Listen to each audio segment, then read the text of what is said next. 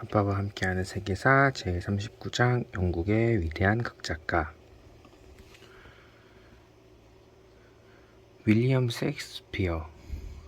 엘리자베스 여왕은 나라를 다스리는데 온 힘을 기울였어. 그러면서도 스스로 즐기는 일에도 소홀하지 않았던가 봐.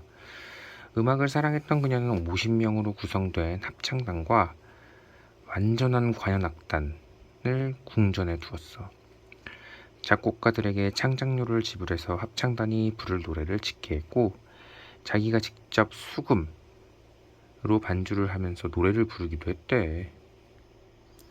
시 읽는 것을 즐겼고 직접 작품을 쓰기도 했어. 무엇보다도 그녀는 좋은 연극을 감상하는 것을 특히 좋아했단다. 윌리엄 셰익스피어라는 이름은 너도 물론 들어보았을 거야. 앞에서 헨리 5세의 아젠크루 전투 이야기를 할 때 그의 희곡을 잠깐 들추기도 했지. 그는 엘리자베스 시대에 살았던 영국 역사상 가장 위대한 극작가였어. 당연히 여왕은 그의 작품을 좋아했지. 셰익스피어는 엘리자베스가 왕위에 오른 지 6년 뒤에 태어났어. 어린 시절에 유랑극단을 따라다니면서 가설극장, 임시로 만든 극장이나 시골 여인숙 마당 같은 데서 연기를 했고, 나이가 좀 더 들자 몇몇 친구들과 어울려서 극단을 만들었어. 그는 연기를 하고 의상과 분장을 준비하고 후원자를 물색하는 등 바쁜 가운데서도 수많은 작품을 썼단다. 그는 마음에 들지 않는 남자와 결혼해야 하는 성미가 고약한 아가씨의 이야기, 말괄량의 길들이기, 숲속에 들어온 사람들을 골려먹는 요정들의 이야기인 한여름밤의 꿈 등의 코미디와 같은 희곡과 아버지의 원수를 갚아야 하는 어느 왕자의 이야기인 햄릿, 원수 사이의 두 집안의 아들과 딸의 연애를 다룬 로미오와 줄리엣 등의 비극적 희곡을 썼어. 그리고 또 지난 시대의 위대한 남녀 인물들의 생애를 그린 역사극도 썼지. 리차드 3세는 런던탑에 갇혔던 두 왕자들로부터 왕위를 빼앗았던 영국 왕의 이야기이고, 헨리 5세는 아젠크루 전투 이야기를 쓴 것이야. 셰익스피어는 40편이 넘는 희곡을 남겼어. 그의 작품들은 지난 450년 동안 세계 곳곳에서 그야말로 수도 없이 공연되었지. 세계의 거의 모든 언어로 번역되었으며 여러 차례 영어로도 만들어졌어. 셰익스피어의 희곡에 대한 많은 연구서들이 출판되었고, 그의 희곡들은 수많은 학교에서 교재로 쓰이고 있지. 지금 우리가 흔히 듣는 영어의 유명한 구절들 중에는 그의 희곡에서 나온 게 많단다. 덴마크에서 썩은 냄새가 난다. 죽느냐 사느냐 그것이 문제로다. 라는 말을 들어본 적이 있니? 햄릿에서 나오는 유명한 말이야. 나의 왕국이 말 한 마리 값이라고. 는 리처드 3세의 대사란다. 어떤 사람이 질투심을 초록 눈동자의 괴물이라고 비유했다면 그는 셰익스피어의 오셀로의 한 구절을 이용한 것이지. 셰익스피어의 가장 유명한 작품들 중 하나로 꼽히는 맥베스는 왕이 되고 싶은 어느 귀족의 이야기야. 그럼 그 이야기의 줄거리를 들어볼래? 맥베스. 스코틀랜드에서 반란이 일어났다. 백발이 성성한 덩컨 왕은 반란군이 쳐들어와서 그를 왕좌에서 끌어내릴까봐 전전긍긍하고 있었다. 그는 사촌 맥베스와 가장 절친한 친구 벤쿠호를 보내어 반란군을 물리치게 했다. 왕은 전장에서 소식이 오기를 초조히 기다렸다. 이윽고 피칠갑을 한 채 전쟁터에서 곧장 달려온 병사가 궁전에 당도했다. 병사가 숨을 헐떡이며 말했다. 맥베스 장군이 거침없이 칼을 휘둘러 적군을 베어넘기고 놈들 대장의 목을 자라서 성벽에 걸었습니다. 맥베스 장군과 벤쿠 장군은 마치 두 개의 포탄을 잰 대포처럼 싸웠습니다. 던컨 왕이 외쳤어. 용감한 사촌이로고 이렇게 깊을 수가. 왕은 맥베스에게 코더의 태인, 국왕을 위해 무공을 올린 전사라는 뜻의 스코틀랜드 말인데 새로운 귀족 칭호를 내리겠노라고 선언했다. 한편 맥베스와 벤코는 싸움에 지친 몸을 이끌고 황야를 걸어 집으로 돌아오는 길이었다. 안개가 자욱하고 바람이 휘몰아치고 있었다. 그들은 모닥불가에 쪼그리고 앉은 세 마녀를 보았다. 마녀는 괴상한 목소리로 외쳤다. 맥베스 장군 만세. 고더의 태인이시고 미래의 스코틀랜드 국왕이시오. 벤쿠 장군 만세. 몸소 왕이 되지는 못하지만 왕들의 아버지가 되실 분이요. 그리고 마녀들이 사라졌다. 벤쿠가 말했다. 어디로 꺼졌지? 우리가 헛것을 보았나? 내가 왕들의 아버지가 된다고? 자네를 코더의 태인, 미래의 스코틀랜드 국왕이라 한 건 또 뭐지? 그럴 리가 있나? 바로 그때 전령들이 그들의 앞에 나타났다. 맥베스 장군님, 저희는 덩컨 국왕의 폐하의 말씀을 전하러 왔습니다. 폐하께서 장군님을 코더의 태인으로 봉하셨습니다. 맥베스는 몹시 혼란스러웠다. 방금 들었던 헛소리인 줄 알았던 마녀들의 말이 금세 벌써 현실이 되기 시작했기 때문이었다. 고더의 태인까지는 그렇다고 치자. 그런데 어떻게 스코틀랜드의 국왕이 된단 말이야? 사촌 덩컨이 왕좌에 앉아있지라는가. 바로 그때 맥베스는 아무도 모르게 덩컨을 죽여버리면 자기가 왕이 될 수 있겠다는 생각이 들었다. 하지만 그는 그런 생각을 떨쳐냈다. 밝은 빛이 내 시커먼 욕심을 비추게 해서는 안 되지. 그러나 그 생각은 그를 떠나지 않았다. 그는 성에 있는 아내에게 편지를 보내 마녀들에게 들었던 말을 이야기했다. 맥베스의 부인은 대번에 덩컨 왕을 죽은 뒤에 대한 상상에 사로잡혔다. 덩컨 왕이 죽은 뒤에 남편이 왕이 되면 나는 왕비가 되는 거야. 하지만 그녀는 생각했다. 그러나 우리 남편은 마음이 우유같이 부드러워서 절대로 사촌을 죽이지 못할 거야. 남편이 편지를 막 다 읽었을 때 맥베스 부인은 성에 도착한 전령의 말박읍 소리를 들었다. 전령은 왕실의 깃발을 들고 있었다. 전령이 말에서 미끄러져 내리면서 외쳤다. 국왕께서 오늘 밤 이곳에 행차하신답니다. 맥베스 장군께서 같이 오실 겁니다. 장군께서 지금 전쟁터에서 돌아오시는 중입니다. 국왕 폐하와 장군님을 맞이할 준비를 하십시오. 맥베스 부인은 옳았구나. 국왕을 죽일 기회가 저절로 찾아왔구나 하고 생각했다. 그녀는 방 안을 서성이면서 자신은 그러한 일을 태연히 할 수 있는 용기 있는 여자라고 스스로를 격려하며 위로했다. 그녀가 혼자서 중얼거렸다. 용기와 야심이 머리끝에서 발끝까지 내 몸을 가득 채우고 있어. 내 피를 탁하게 만들자. 알량한 양심 때문에 내 목적이 흔들리지 않도록. 그녀가 이렇게 끔찍한 말을 혼자 중얼거리고 있을 때 맥베스가 방에 들어왔다.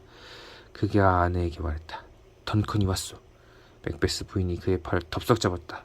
그리고 어두운 낯빛으로 남편에게 말했다. 그럼 대접을 성대히 해드려야죠. 맥베스는 아내가 무슨 생각을 하고 있는지를 뻔히 알면서도 뒤로 돌아섰다. 자기가 왕이 된다는 것은 아무리 생각해 보아도 싫지 않았지만 그는 아직 사촌인 덩컨 왕을 죽일 각오는 되어 있지 않았다. 바로 그때 덩컨 왕이 방에 들어섰다. 벤쿠어와 다른 신하 몇몇이 뒤따라 들어왔다. 맥베스 부인은 대번에 미소를 짓고 있었다. 폐하, 저희 집에 와주셔서 영광이에요. 연회장으로 가시죠. 폐하를 위해서 특별히 성대하게 상을 차려놓았답니다.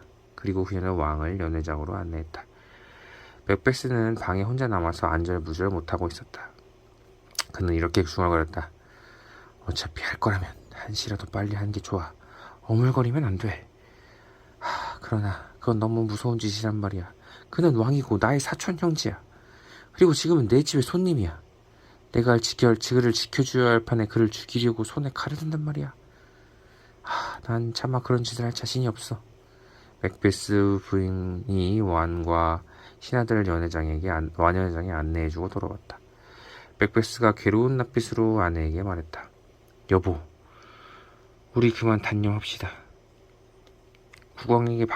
국왕께서는 방금 나에게 큼직한 상을 내리셨소. 그런데 내가 어찌 그런 짓을 할 수 있다는 말이오. 맥베스 부인이 양칼지게 쏘아붙였다. 뭐라고요? 두려운가요? 평생을 그렇게 겁쟁이로 살다가 죽을 건가요? 제발 장부처럼 굴어보세요.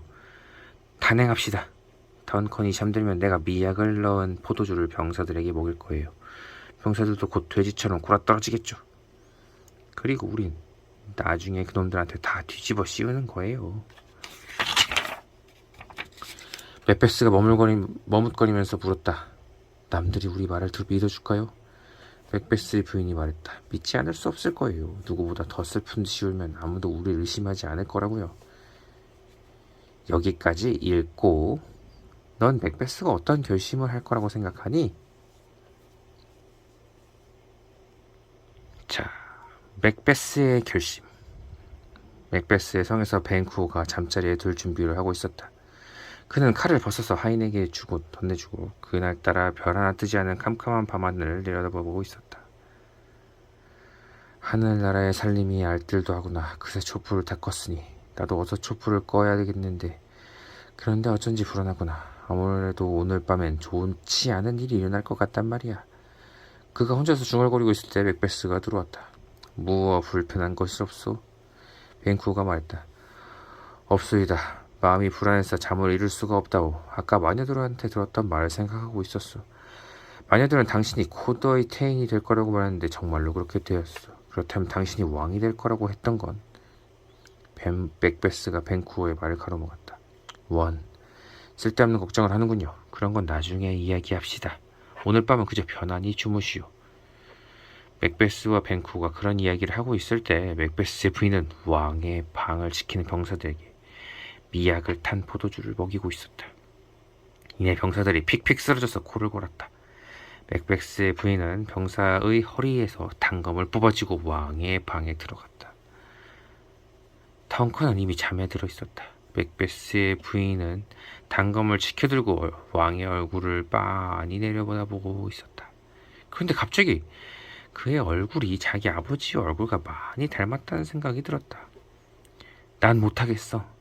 그녀는 얼른 방에서 나와버렸다. 그녀는 단검들을 방문 앞에 놓아두었다. 남편이 여길 지나가다가 저 칼들을 보겠지. 그리고 자기가 들어가서 해치울 거야. 벤쿠어의 방에서 나온 맥베스는 어찌할 바를 몰라 복도에서 서성이고 있었다. 머릿속에서 온갖 생각이 어지러이 내달리고 이윽고 눈앞에 무언가 아른거렸다. 방금 내가 단검을 본 것 같아. 허공에 매달려 있었어. 내가 헛것을 보았을까? 아니 그건 이 무서운 음모를 망설이지 말고 실행하라는 계시였을까? 지금 난 진짜 단검을 허리에 차고 있어. 이걸 뽑을까? 결심했어. 덩컨, 당신은 오늘 밤에 천국이 아니면 지옥으로 가는 거야. 맥베스는 계단으로 내려갔다. 맥베스의 부인은 방에서 남편을 기다리고 있었다. 그녀는 계단을 올라오는 남편의 발소리를 듣고 얼른 문을 열었다. 맥베스가 하얗게 질려서 서 있었다. 그가 가늘게 말했다. 해치웠어. 그런데 난 다시는 잠을 자지 못할 것 같소. 어떤 목소리가 나에게 외치는 것 같아. 다시는 잠을 자지 못하리라. 맥베스 너는 잠을 살해했도다. 맥베스는 다시는 잠을 자지 못하리라. 정신 차리세요. 맥베스의 부인이 말했다. 가서 손이나 씻으세요. 어서 잠옷을 입으세요. 그래야 우린 아무것도 모르고 잠만 잤다고 우길 수 있을 게 아니에요. 덩컨의 병사들이 깨어서 왕이 죽었다는 걸 발견했을 때 맥베스의 부부는 하품을 하면서 방에서 나오다가 그 말을 듣고 곧 기절할 것처럼 굴었다. 맥베스 부인은 정말로 졸도하기까지 했다. 그들의 연기가 하도 그럴듯하여 덩컨의 신하들은 죽은 왕의 사촌인 맥베스를 스코틀랜드의 다음 왕으로 앉혔다. 맥베스는 감쪽같이 덩컨을 죽이고 왕이 되었지만 벤쿠어가 모만을 일으킬지 모른다는 불안함은 어찌할 수가 없었다. 마녀들이 말하지 않았던가. 벤쿠어가 왕들의 아버지가 될 것이라고. 벤쿠어는 맥베스를 끌어내리고 자기의 아들을 왕자에 앉히려는 음모를 벌써부터 꾸미고 있을지도 모르지 않겠는가. 그래서 맥베스는 3명의 자객을 보내어 아침 운동으로 승마를 하러 갔던 벤쿠어를 죽여버렸다. 맥베스는 그제야 마음이 놓였다. 그런데 그날 밤 저녁을 먹을 때 맥베스의 앞에 벤쿠어의 유령이 나타났다. 그가 소리쳤다. 썩 물러가거라. 요망한 것. 같이 저녁을 먹던 신하들이 깜짝 놀랐다. 그들 눈에는 아무것도 보이지 않았다. 날이 갈수록 맥베스와 그의 아내는 죄책감이 커져갔다. 그들은 밤마다 악몽을 꾸었다. 맥베스가 말했다. 밤마다 우리의 잠을 흔들어 깨우는 이 무서운 꿈 때문에 우리는 말라 죽을 거요. 그러나 덩컨은 무덤 속에서 편히 자고 있겠지. 우리 신세가 죽은 사람보다 못해. 맥베스의 부인은 묵유병에 걸렸다. 잠이 든 채로 일어나서 마치 물에 씻은 것처럼 두 손을 비벼대며 걸어다녔다. 그녀는 누군가가 와서 깨울 때까지 저 빗자국들을 치워 하고 혼잣말을 했다. 견디는 못해 맥베스는 새 마녀를 찾아가서 자기가 언제까지 왕위에 앉아 있게 되는지를 물어보기로 했다. 마녀들은 어느 동굴 안에서 커다란 가마솥의 주위를 웅크리고 앉아서 노래를 부르고 있었다. 퉁퉁 불어라 고통도 괴로움도 퉁퉁 불어 터져라 불이여 활활 타올라라 솔치여 팔팔 끓어라. 한 마녀와 맥베스가 다가온 소리를 듣고 말했다. 내 두 손 엄지손가락이 갑자기 쑤시는구나. 사악한 것이 내게 다가올 때는 늘 이렇지. 맥베스가 동굴에 들어섰다. 그가 마녀들에게 말했다. 대답하라오. 난 언제까지 왕이지? 그 마녀가 대답했다. 숲이 그대의 성을 향해 걸어 나올 때까지. 맥베스가 한숨을 토했다. 어림없는 소리. 나무들한테 제 뿌리를 땅에서 뽑으려고 명령할 자가 누구란 말인가? 맥베스는 마음을 턱 놓고 성으로 돌아갔다. 그러나 그가 성문 앞에 도착해보니 화인들이 울고 있었다. 왕비께서 돌아가셨습니다. 맥베스 부인은 죄책감이 죽은 것이다. 그러나 그게 끝이 아니었다. 파수병들이 갑자기 소리를 졌다. 웬 숲이 다가오고 있다고. 맥베스는 성벽 위에 뛰어갔다. 엄청나게 많은 군대가 다가오고 있었다. 숫자가 얼마나 되는지 분간하지 못하게 하려고 그들은 모두 숲에서 베어낸 나뭇가지로 앞을 가리고 있었다. 왕을 되찾고자 하는 덩컨의 친척들이 공격군의 맨 앞에 서 있었다. 곧 복부수심에 불타오른 군대가 성문을 부수고 쏟아져 들어왔다. 칼을 높이 든 채 병사들이 맥베스에게 우르르 몰려갔다. 맥베스는 이제는 끝장이라는 것을 깨달았다. 그는 외쳤다. 꺼져라, 꺼져버려라. 어차피 잠깐 타다가 말 촐풀이여. 인생이란 걸어다니는 그림자. 등장할 때가 되면 무대로 나가 열심히 연기해보지만 끝나고 나면 봐주는 이 없는 불쌍한 광대직 같은 것. 인생은 바보가 짓거리는 이야기. 제 딴에는 열을 내며 떠들지만 도대체 무슨 소리인지 알 수 없는 헛소리일 뿐. 그리고 그는 칼을 뽑아들고 싸움터에 뛰어들어가 곧 죽어 넘어졌다. 맥베스는 비극작품이야. 마지막에 이르러서 맥베스와 그의 아내와 그 밖에 수많은 인물들이 죽거든. 그러나 엘리자베스 여왕은 아마도 이 연극을 대단히 좋아했던 것 같아. 군주에게 모반을 꾀한 귀족들의 종말이 어떻게 비참해졌을지를 잘 보여준 연극이니까. 끝.